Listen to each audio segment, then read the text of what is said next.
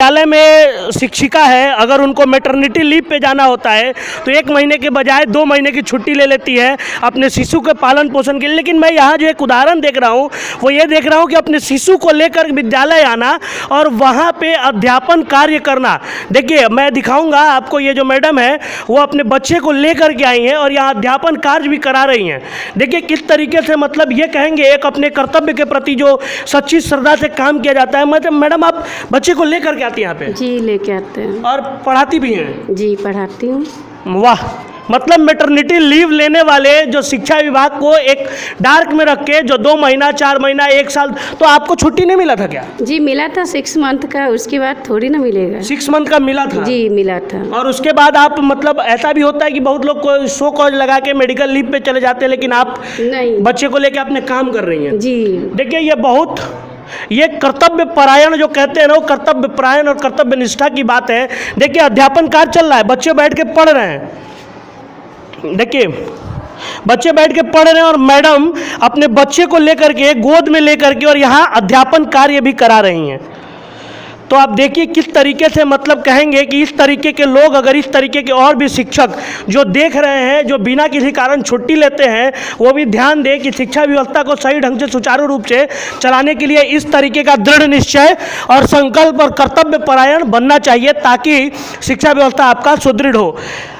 तो आप देख रहे थे इस स्कूल की व्यवस्था में आपको पूरी तरीके से दिखा रहा हूँ। एक बार और कहूँगा कि मैं पूरे ग्राउंड का फिगर हमारे जो साथी हैं गोल्डन जी वो दिखाएं, ताकि आपको लगे कि किस तरीके से पर्यावरण का भी ध्यान यहाँ रखा गया है। सर मैं ये जारी रखूँगा और मैं बिहार में जो व्यवस्था है, शिक्षा व्यवस्था, जिसको लोग देश के पटल पर एक धूमिल कर दिया हुआ है, एक गंदी छवि दिखा दी है लोगों को कि बिहार में पढ़ाई नहीं होता है, स्कूल की व्यवस्था ठीक नहीं है, खाना नहीं दिया जाता है, मैं उसको तोड़ूंगा। और मैं उन पत्रकार बंधुओं से भी आग्रह करता हूँ जो TRP और व्यूज के लिए इस तरीके के खबर दिखाते हैं, विद्यालय में जाते हैं, अचानक लोगों से क्वेश्चन पूछते हैं, गलत एक बैग अगर आपके सामने भी क्वेश्चन पूछा जाए तो आप भी कंफ्यूज हो जाएंगे, या फिर गलत चीज़ों को जो आप दिखाते हैं उसको बंद करिए, TRP व्यू लेना बंद करिए और बिहार के छवि को धूमिल होने से बचाइए।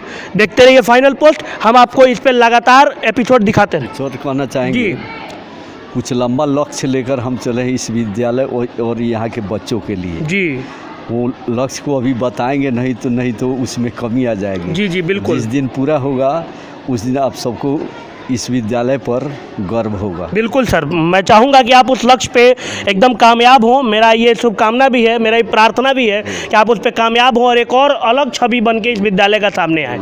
जी इसमें यहाँ के ग्रामीणों और बच्चों का भी सहयोग रहता है। हमारे सभी शिक्षक योग्य हैं और बहुत अच्छे तरीके से जो भी कार्य दिया जाता है वो अपनी कर्तव्य निष्ठा का पूरी तरह पालन करते हैं और बच्चों को अच्छी बेहतर शिक्षा देने का प्रयास करते हैं, क्योंकि हमारे यहाँ गरीब के बच्चे आते हैं। जी बिल्कुल।